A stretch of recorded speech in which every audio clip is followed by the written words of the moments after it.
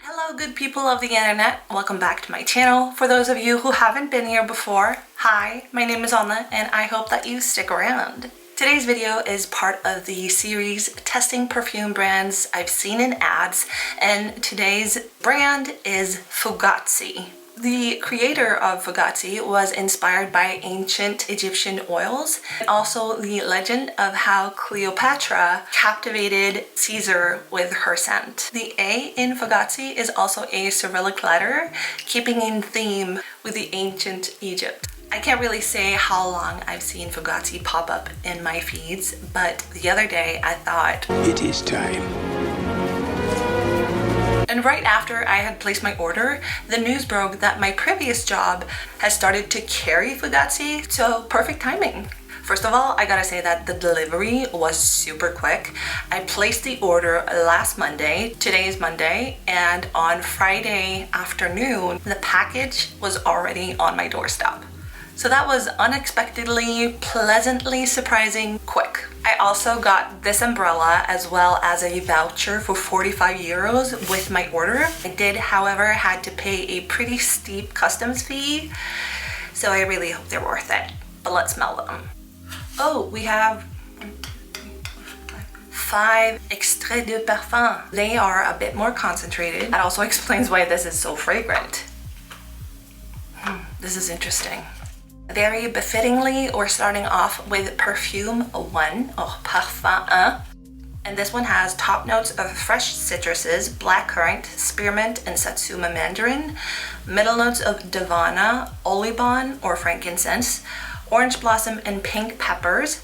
And base notes of patchouli, musks, Australian sandalwood, and cedarwood. And this is also described to be in the oriental leather scent family. This smells really good just outside the packaging. Even if it says it's unisex, I do feel that this will lean a little more masculine, considering a lot of these notes and the combination of these are often used in more masculine scents by, for example, Dior and Hugo Boss. I haven't even sprayed the vial yet and it smells so fragrant. Ooh. Okay. Maybe I stand corrected.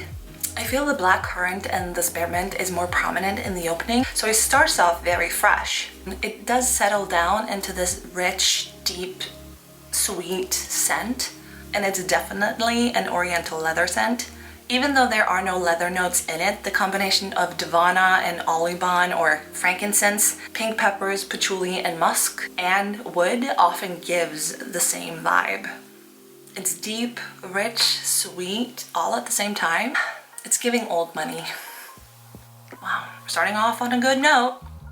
Next one, front and center, we have St Remy, and this has top notes of white iris, bergamot, pink peppercorn, juniper berries, and middle notes of ginger, magnolia, vetiver, and sandalwood, and base notes of tonka bean, amber, leather, and Virginia cedarwood, and is described to be in the floral family. Yes, there are those floral notes in it, those deeper notes such as vetiver, tonka bean, and nonetheless leather. So even though it's described as a floral scent, I am expecting it to be a little more deep and mysterious. So a little more of a woody floral, a little more grown-up, mature floral.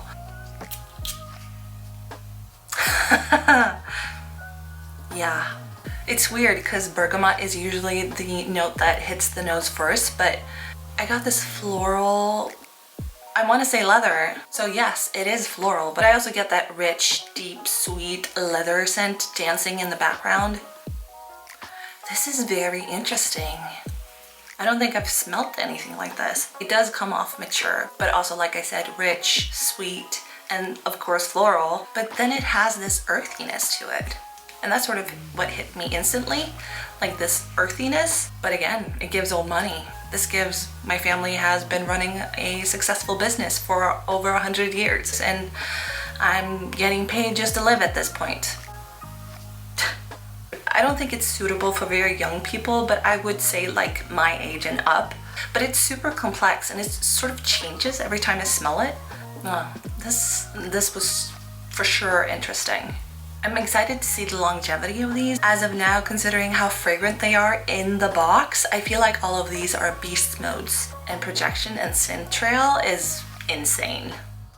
Now moving on to one of the scents that I've actually seen been advertised, and that is Cash Flower. This one has top notes of rose petals and rose, middle notes of pepper and cashmere, base notes of amber, musk, and sandalwood, and is described to be a part of the floral oriental family. That's a pink juice. Considering the rose, I'm expecting a very rosy scent, but also because of the deeper and richer notes, then maybe it's more, I'm maybe expecting somewhat like Born to Stand Out's Not Safe for Work. So we'll see. Rosy. But it's like a sweet rose. It's almost like I want to eat it. What does that remind me of? Okay, this was sort of a plot twist because I expected a much deeper rose, but say this one is more airy and sweet and rosy, of course. So more floral than oriental, I would say. Right now, it's like a sweeter version of Dior's Rose and Roses. So definitely more floral than oriental. But again, it does smell like luxury, like someone who's completely out of touch with the rest of the world because of how well off they are. This is supposed to be the fall winter box, but to me rose is a very spring note. So I feel like this is maybe more suitable from here on out, but I like it. So far this is my favorite. I think it's insane that we're in 2025 and smell-o-vision is still not a thing, because I wish that you could smell what it smells like in my apartment right now. It's insane. Insanely good though. So then we have Goudh. I don't know if I'm pronouncing that correctly, but Goudh has top notes of oud, of course, pamplemousse and mandarin, middle notes of blackcurrant, muguet, Bulgarian rose, zombok jasmine, and ambergris, and base notes of musk, leather, Indonesian patchouli, vetiver java, Indian sandalwood, and benzoin. The notes of this is a bit confusing because at Fragrantica, the pyramid of the scent is a bit different than described on the actual scent. I know Fragrantica can be a little misleading in that sense, so let's just move on. Ooh. Since the juice of this is pretty dark, I'm expecting wood. And then it also has leather. My expectations are slowly but surely rising. Let's see. Good sprayer. As expected, wood.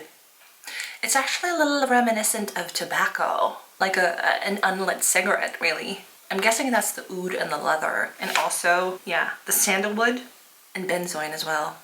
The Bulgarian rose also peeks through in this. I'm gonna use an image that I've used before. So imagine this dark bar with Chesterfield furniture, or back in 40, 50, 60s.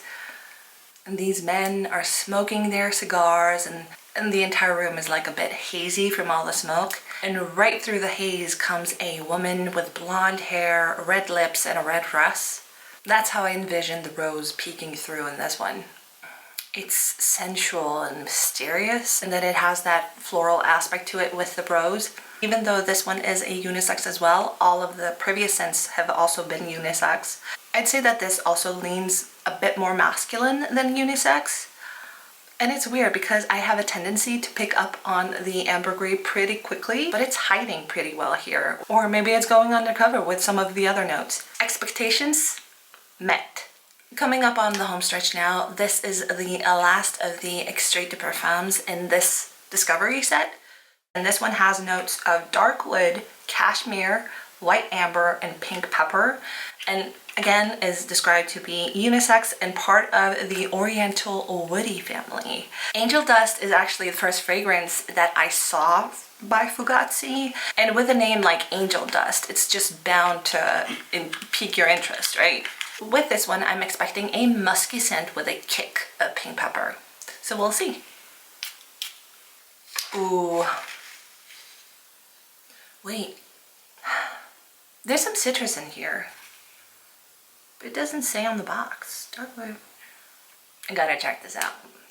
Okay, here we go. On Fragrantica, it says that it has Calabrian bergamot. right there. And that explains it because my initial thought was bergamot, which is something that is often used as an opening scent because of its short projection. Oh, what it reminds me of is Bleu de Chanel. Now I absolutely love those fragrances, so I do not mind this at all. The more I smell it, I want to put it in my nose.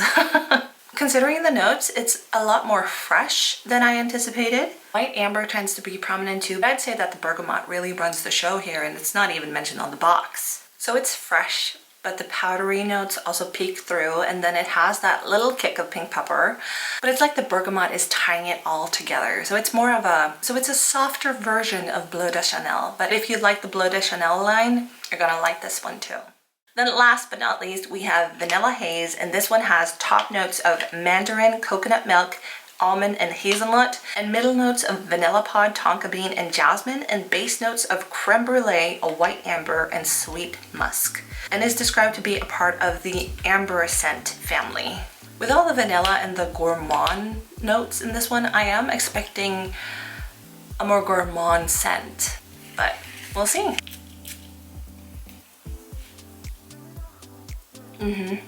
Gourmand. Yeah, this is my favorite.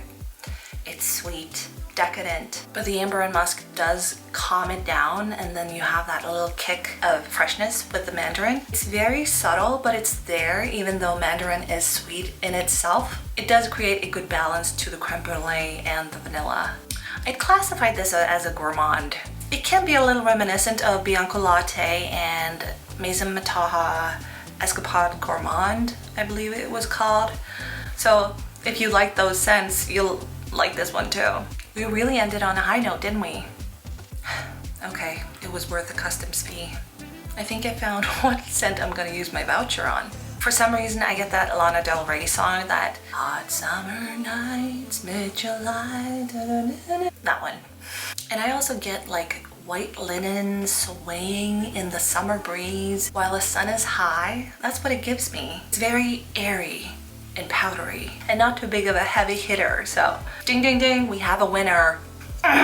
So that was it for all of the scents in this discovery set, and I think it's safe to say that it was worth it. I also love that it's available now at Federico Luisa, where I used to work. This is not an ad, by the way. I'm not working with Federico Luisa or Fugazzi, nor do I get paid to talk about this. I'm just a big fan. I think my top picks will be this one, which is Vanilla Haze, and then Cash Flower and Angel Dust. Yeah. So that was it for this video, and if you made it this far, then thank you so much for watching, and until next time, bye!